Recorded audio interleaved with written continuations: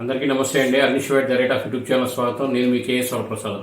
ఈరోజు మీకు ఐఐటి ఐఐటిలో లిస్టు ఒకే స్కూల్ నుంచి 26 మంది అనేది ఎంపికయ్యారండి.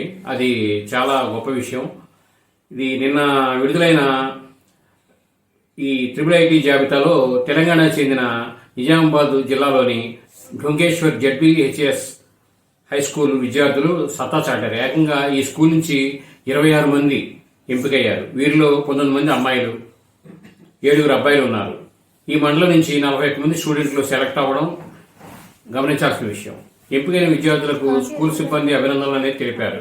కాగా తొలి విడతలో 1690 మంది ఎంపికయ్యారు.